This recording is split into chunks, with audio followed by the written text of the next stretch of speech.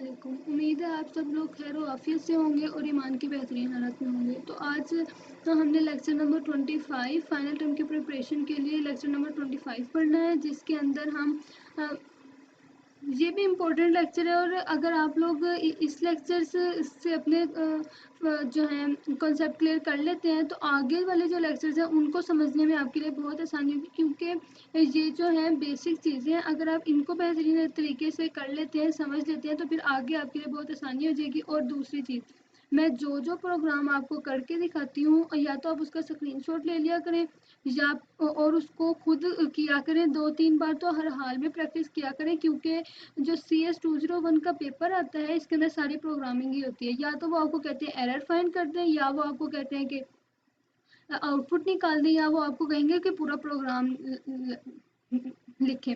तो इन सब चीज़ों में कमांड हासिल करने के लिए आपको लिए बेहतर यही है कि आप लोग अच्छे तरीके से इसकी प्रोग्रामिंग की प्रैक्टिस करें, जिससे फिर आपको देखते ही पता चल जाए कि इसका जो है मतलब ये पेपर के अंदर जो उन्होंने मुझे प्रोग्राम लिखने के लिए दिया या आउटपुट दिया है उसका क्या रिजल्ट आना है। तो आज के इस लेक्चर के अंदर हम सिर्फ इम्पोर्टेंट चीज़ें पढ़ते हैं, ज़्यादा गहराइयों में नहीं जाते कि इसका ये भी कर लें वो भी कर लें। जो पेपर के लिए ऐसे इम्पोर्टेंट है और जिसका कॉन्सेप्ट लेना ज़रूरी है वो चीज़ें करते हैं। तो आज हम नेम स्ट्रक्चर प्रोग्रामिंग, उसके बाद लिमिटेशंस, उसकी डिफ़ॉल्ट फंक्शंस, आर्गुमेंट पैरामीटर क्या होते हैं, आज हम स्टार्ट करते हैं। ठीक है, तो सबसे पहले हिस्ट्री ऑफ सी, ये बिल्कुल भी ज़रूरी नहीं है।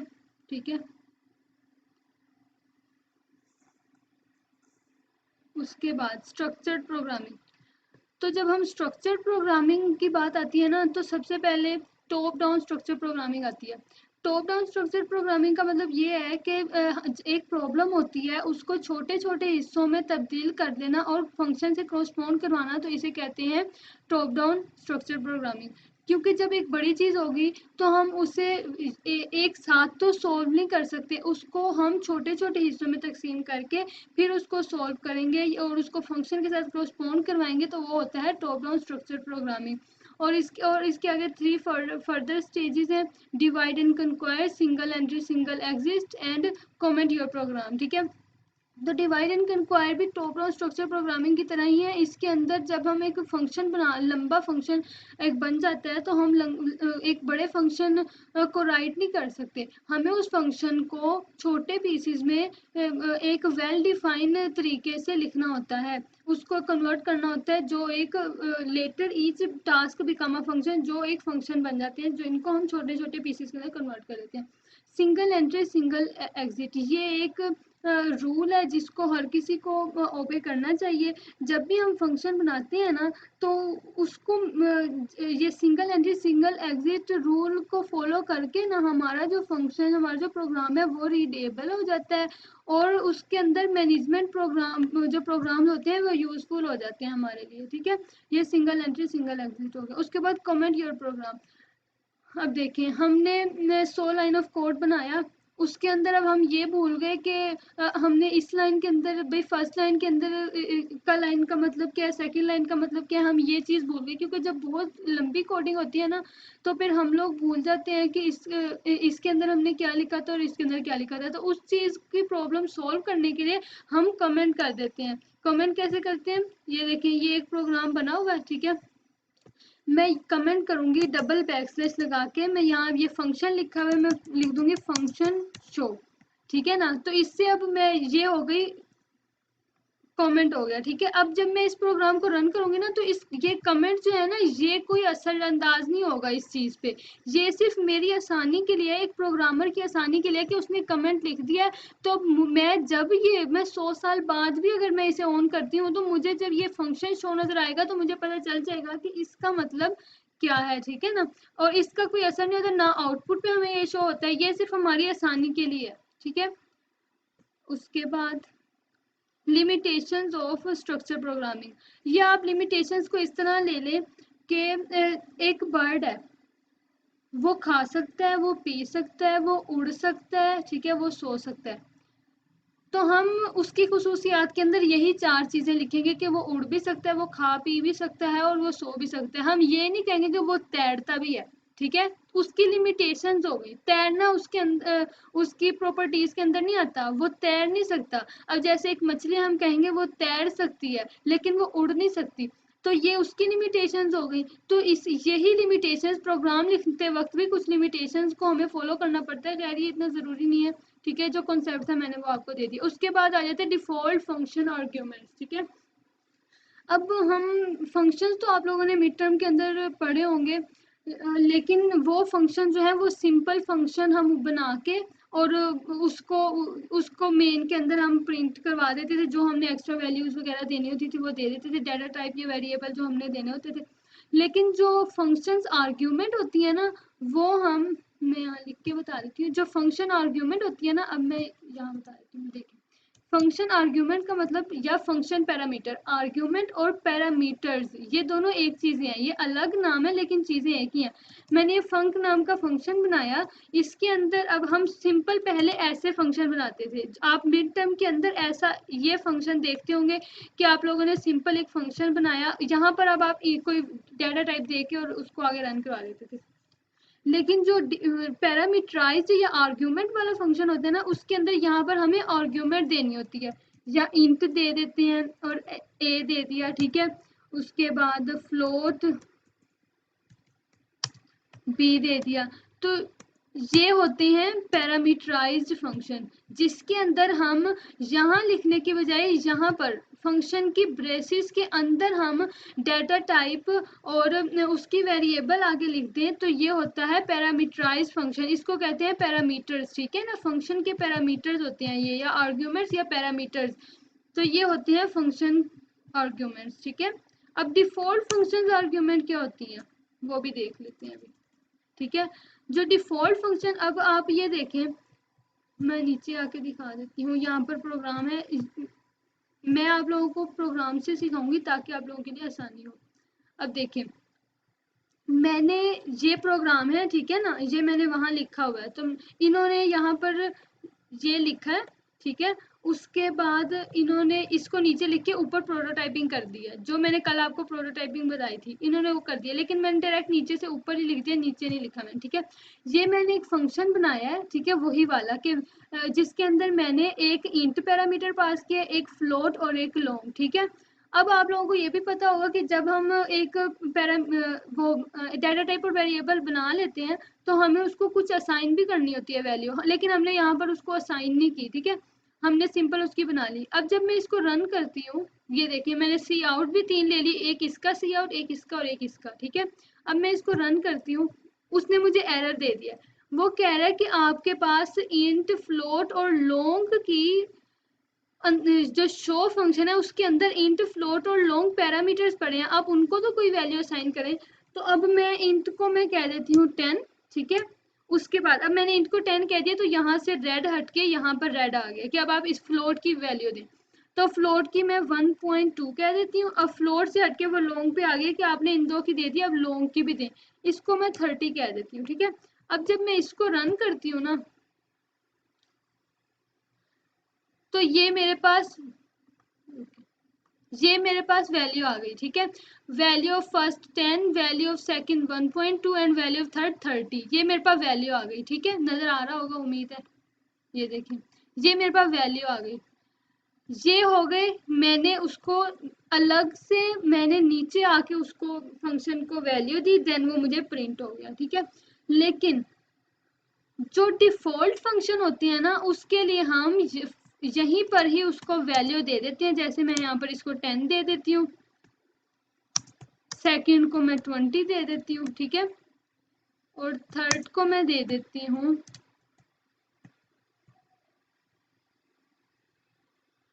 20। इसको मैंने फ्लोट में, फ्लोटिंग पॉइंट में 1.2 दे देती हूँ, ठीक है। तो अब जब मैं ये प्रोग्राम रन करूंगी तो मुझे ये वाली डिफ़ॉल्ट वैल्यूज़, क्योंकि मैंने इस फंक्शन को डिफ़ॉल्ट वैल्यूज़ दे दी हुई हैं, मैं जब भी अब प्रोग्राम रन करूंगी तो मुझसे वो पूछेगा नहीं इधर कि भाई आपने फ्लोट, इंट और लॉन्ग की वैल्यू नहीं दी। वो देखेगा कि इन्होंने डिफ़ॉल्ट वैल्यूज़ दी हुई हैं, तो वो यही रन कर देगा। देखना, उसने मुझे वही आंसर दे दिया, ये देखें। तो ये होती हैं डिफ़ॉल्ट वैल्यूज़। जब आप फंक्शन बनाते हो तो पैरामीटर्स के साथ ही वैल्यू असाइन कर दो आप, तो वो होती है डिफ़ॉल्ट वैल्यूज़। लेकिन अब दूसरा सवाल ये है कि अब मैंने डिफ़ॉल्ट वैल्यूज़ तो दे दी, अब मैं अगर यहाँ पर फिर से इंट, फ्लोट और लॉन्ग की वैल्यू देती हूँ तो मुझे क्या रिजल्ट शो होगा? मैं सिर्फ फ्लोट और इंट की दे देती हूँ। मैं इंट की 20 कर देती हूँ, ठीक है, और मैं फ्लोट की कर देती हूँ। अब वो मुझे यहाँ बता भी रहा है कि आपने फ्लोट को असाइन की हुई है वैल्यू, लेकिन मैं इसको 2.3 कह देती हूँ। तो अब देखते हैं वो मुझे क्या रिजल्ट शो करता है। अब उसने मुझे किया है, ये देखिए अब उसने मुझे किया है कि वैल्यू ऑफ फर्स्ट 20, हालांकि मेरे पास तो इंट की वैल्यू 10 थी, लेकिन मैंने इधर 20 ली थी। ये देखिए मैंने इधर 20 ली थी, तो इस वजह से उसने मुझे यहाँ पर 20 वैल्यू दी। और वैल्यू ऑफ सेकंड मतलब फ्लोट की जो वैल्यू है यहाँ पर 1.3 थी, लेकिन मैंने यहाँ पर 2.3 ली थी, तो उसने मुझे 2.3 दी। तो ये बात आप लोग समझ जाएं कि जब डिफ़ॉल्ट वैल्यू होगी तो वो आपको ऊपर पैरामीटर्स के अंदर असाइन करनी होगी। लेकिन अगर आप चाहते हैं कि डिफ़ॉल्ट वैल्यूज़ के अलावा अगर आप चेंजिंग कुछ करना चाहते हैं तो वो आप नीचे फंक्शन के अंदर चेंजिंग कर सकते हैं, ठीक है। ये हो गया इसका कॉन्सेप्ट, ये पूरा इसका कॉन्सेप्ट हो गया, ठीक है। उसके बाद आ गया, ये उम्मीद है मुझे कि मैंने जिस तरीके से आप लोगों को समझाया आपको समझ आई होगी।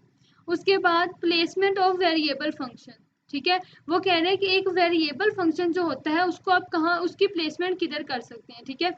तो ये तो आप लोगों को भी बहुत अच्छे तरीके से पता होगा, जब आप एक फंक्शन बनाते हैं या ठीक है या कुछ वेरिएबल बनाते हैं, आप इंट एक्स या ए, ठीक है, ये बना लिया, ठीक है, ये आपने एक वेरिएबल डिक्लेयर कर दिया, आगे ए को वैल्यू असाइन कर दी, ठीक है, कि इंट जो है वो ए और उसकी वैल्यू 10 है, और मैं सी आउट ले लेती हूँ एक्स, ठीक है, ए सॉरी, ठीक है, ये मैंने उसकी वैल्यू असाइन कर दी। मैं अभी फिलहाल इस चीज़ को भी ख़त्म कर देती हूँ, ठीक है।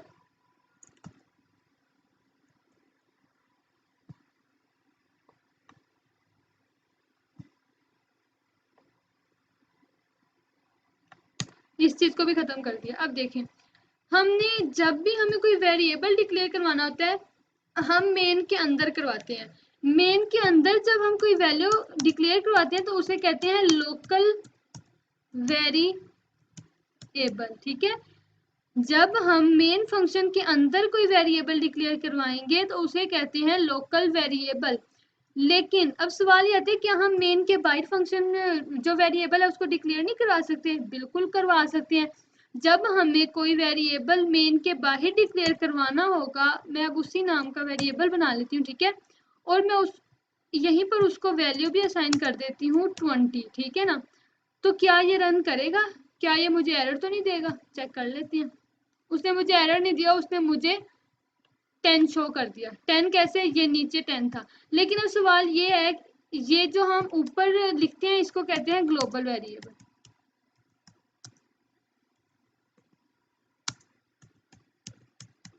ठीक है। जो लोकल वेरिएबल होते हैं सिर्फ मेन की ब्रेसिस के अंदर ही, ठीक है ना, ये जो मेन की बॉडी है ना, ये बॉडी इतनी, इस बॉडी के अंदर ही हम लोकल वेरिएबल को यूज कर सकते हैं। लेकिन जो ग्लोबल वेरिएबल होते हैं हम उसको मेन के बाहर, मेन के अंदर और कोई और फंक्शन भी बनाएंगे तो उसके अंदर भी यूज कर सकते हैं। तो जब हम इस 20 को यूज करना होगा, ग्लोबल वेरिएबल को जब हमने यूज करना होता है, तो हम इसके साथ लगाते हैं रेजोल्यूटरी यूनरी रेजोल्यूशन ऑपरेटर। वो क्या होता है? ये होता है, ठीक है ना। जब हम मैं ये लगाऊंगी तो अब आप लोग देखिएगा क्या रिजल्ट होता है। अब उसने मुझे 20 दे दिया, देख रहे हैं आप लोग, उसने मुझे 20 दे दिया क्योंकि मैंने ग्लोबल वेरिएबल की एक्सेस दी है उसे, ठीक है। ये है इसका कॉन्सेप्ट कि वेरिएबल कहाँ कहाँ लगा सकते हैं और उसको हम यूज कैसे कैसे कर सकते हैं, ठीक है। अब मैं उसी फंक्शन पे आ गई, ठीक है। अब चलते हैं हम आगे। मैंने वेरिएबल का भी समझा दिया आपको कि हम प्लेसमेंट कहाँ कर सकते हैं। उसके बाद आ जाता है इनलाइन फंक्शन, ठीक है। अब इनलाइन फंक्शन क्या होता है? ये इनलाइन फंक्शन, जब हम सिंपल फंक्शन बनाते हैं ना, जैसे मैंने ये एक फंक्शन बनाया हुआ है, ठीक है, मैं यहाँ पर शो कर देती हूँ।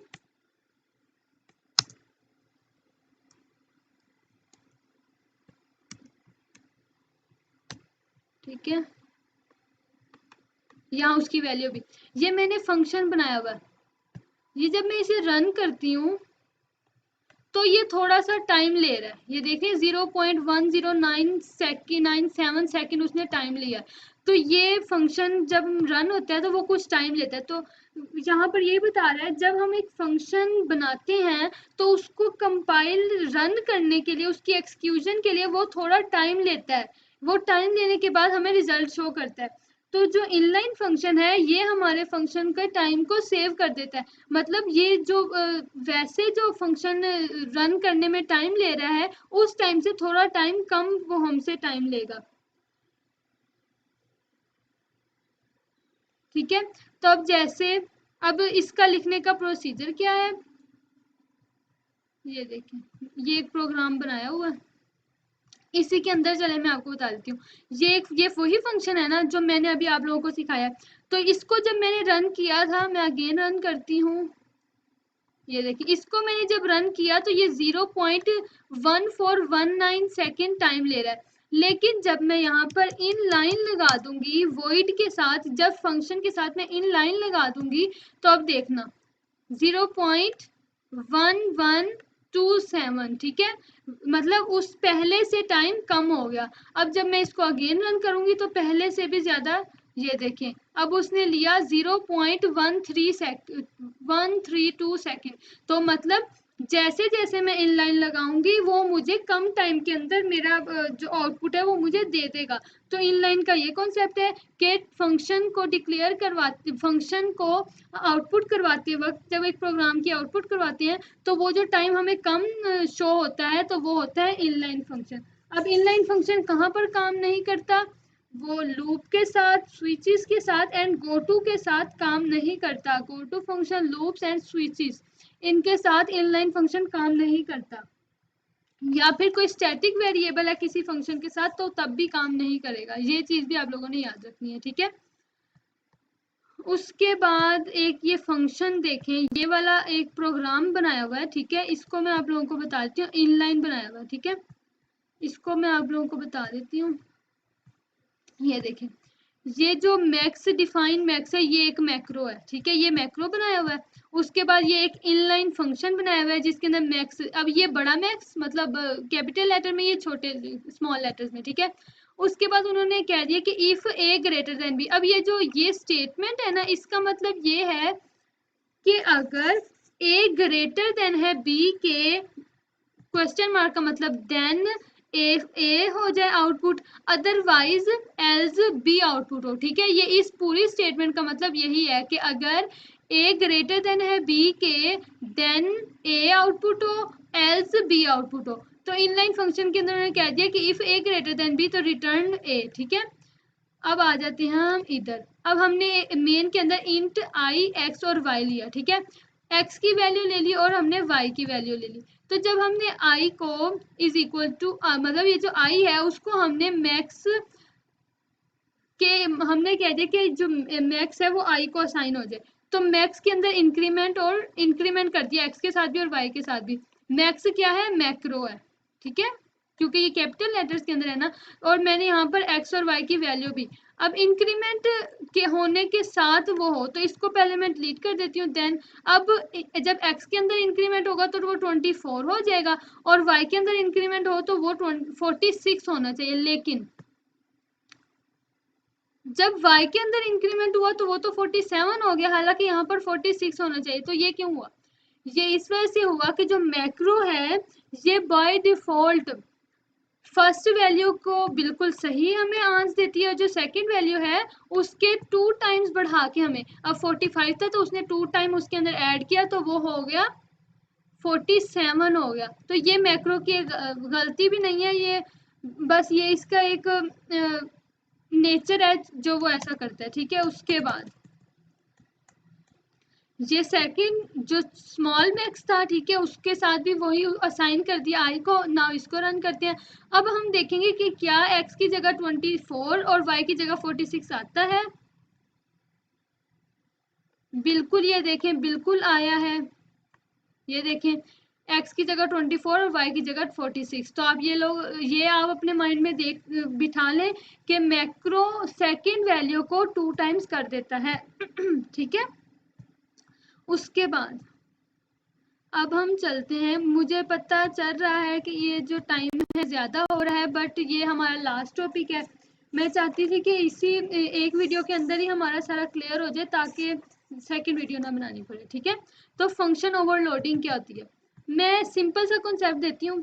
फंक्शन ओवरलोडिंग वो होती है जब हम एक फंक्शन के नेम से 3-4 फंक्शन बना लें, मतलब 4 फंक्शन बनाए और उन चारों के नेम एक जैसे हों और उसके अंदर पैरामीटर्स डिफरेंट हो, तो वो होता है फंक्शन ओवरलोडिंग। एक चीज आप लोगों को मैं यहाँ बताना चाहती हूँ, सी आउट का मतलब होता है स्ट्रीम इंसर्जन ऑपरेटर। तो मैं फंक्शन ओवरलोडिंग को आपको यहाँ करके दिखा देती हूँ। ये देखें, मैंने एक वॉइड प्रिंट नाम का फंक्शन बनाया, दूसरा वॉइड प्रिंट नाम का फंक्शन बनाया, तीसरा वॉइड प्रिंट नाम का फंक्शन बनाया। ठीक है, लेकिन वो मैंने तीनों फंक्शन एक नाम के ही बनाए, लेकिन मैंने इसके अंदर डाटा टाइप इंट रखी, इसके अंदर मैंने जो पैरामीटर है वो डबल रखा और इसके अंदर पैरामीटर मैंने केयर पॉइंटर रखा। ठीक है, तो ये चीज आप लोग अपने माइंड में देखें रखना कि जब हम एक फंक्शन ओवरलोडिंग करते हैं तो हम फंक्शन का नेम सेम रखते हैं, इसका प्रिंट, इसका भी प्रिंट, इसका भी प्रिंट, लेकिन जब उसके अंदर पैरामीटर्स की बात आती है तो हम पैरामीटर चेंज कर देते हैं। तो फंक्शन ओवरलोडिंग कब होती है? जब नेम सेम हो लेकिन पैरामीटर्स डिफरेंट हो। तो ये पैरामीटर्स डिफरेंट हैं। ठीक है, उसके बाद आई को मैंने 100 कह दिया जो ऊपर आई था, डबल डी को मैंने उसकी वैल्यू असाइन कर दी और एस को मैंने this is a testing string मैंने उसकी वैल्यू असाइन कर दी। अब जब मैंने आउटपुट लेना है तो मैं अब प्रिंट है, तो अब यहाँ पर तो 3 सेम नाम के हैं। ठीक है, तो मैंने प्रिंट लिखा और अगर मुझे आई की वैल्यू चाहिए तो मैं यहाँ पर आई लिख दूंगी। देन मैं इसको रन करती हूँ तो देखते हैं क्या आंसर आता है। मुझे आई की वैल्यू आ गई कि the value of integer is 100। ठीक है, अब क्योंकि उसको पता चल गया कि आई की जो वैल्यू है वो इंट में है, मतलब नंबर है और नंबर ही हमने असाइन किया, तो उसने हमें 100 शो कर दिया। अब मैं इसकी जगह पे डी लिख देती हूँ तो देन देखती हूँ मुझे क्या रिजल्ट शो करता है। जब मैंने डी लिखा तो उसने मुझे डबल की वैल्यू दे दी। ठीक है, और जब मैं यहाँ पर तीनों वैल्यूज भी लिख सकती हूँ। ठीक है, मतलब तीनों फंक्शन भी मैं रन करवा सकती हूँ। इसकी जगह पे मैं आई लिख देती हूँ और इसकी जगह पे मैं एस लिख देती हूँ। ठीक है, नाउ इसको मैं रन करवाती हूँ तो देखिएगा मुझे तीनों वैल्यूज आ जाएगी। ये देखें, मुझे तीनों आउटपुट शो हो गया कि इंटीजर की वैल्यू, डबल और स्ट्रिंग की वैल्यू क्या थी। ठीक है, अब सवाल ये आता है कि अगर हम आई की जगह पे 100 लिख दें तो तब मुझे क्या शो होगा, देख लेते हैं। अभी हमें 100 शो हो गया। ठीक है, अब आप लोग ये भी कहेंगे कि हमने वहां पर इंटीजर आई तो लिखा नहीं। जो हमारा कंपाइलर है ना, इसने देखा कि 100 तो इंटीजर के अंदर आता है, नंबर है 100, तो उसने 100 को देखा और उसने हमें इंटीजर की वैल्यू दे दी। ठीक है, तो ये हो गया फंक्शन ओवरलोडिंग का कॉन्सेप्ट। मुझे उम्मीद है कि आप लोगों को मेरे समझाने का तरीका बहुत अच्छे से समझ आ रहा होगा, क्योंकि मैं थोड़े से टाइम में हर चीज़ को डीपली समझाए, पूरे लेक्चर को कवर कर देती हूँ ताकि आप लोगों को समझने के लिए आसानी हो और सारे कॉन्सेप्ट थोड़े टाइम में आपके क्लियर हो जाए। बाकी आप लोग सपोर्ट करें ताकि डेली बेसिस पे ऐसे ही वीडियोस आती रहें। बाकी मैंने आगे अब वेब डेवलपमेंट, C++ और उसके अलावा वेब डिज़ाइनिंग और उसके अलावा वो जो है एक्सेल का कोर्स, ये सारे मैं करवाऊंगी इंशाल्लाह। तो बस आप लोगों की सपोर्ट चाहिए जिससे मैं फिर मतलब आप लोगों को भी हेल्प हो और मेरे लिए भी हेल्पफुल हो, क्योंकि मोटिवेशन मिलती है तो इंसान आगे बढ़ने की कोशिश करता है। तो अगर मैं बनाती रहूँ और कोई लाइक या कोई सब्सक्राइब या ना हो तो फिर इंसान मोटिवेट नहीं होता। तो फिर इस वजह से आप लोगों की मोटिवेशन की ज़रूरत है ताकि रेगुलर बेसिस पे वीडियोस आती रहें और आप लोग उसको देख के अपना फ़ायदा कर सकें। इंशाल्लाह फाइनल टर्म की प्रिपरेशन अगर आप मेरी वीडियो से करेंगे तो आपके सारे कॉन्सेप्ट क्लियर होंगे। ठीक है, दूसरी बात मैं ये भी आप लोगों को कर दूं कि जो प्रोग्राम मैंने आपको करवाए हैं आप उनकी प्रैक्टिस हर हाल में करें, स्क्रीनशॉट लें और उनकी प्रैक्टिस हर हाल में करें। ठीक है, बाकी मिलते हैं नेक्स्ट वीडियो में। अल्लाह हाफिज़।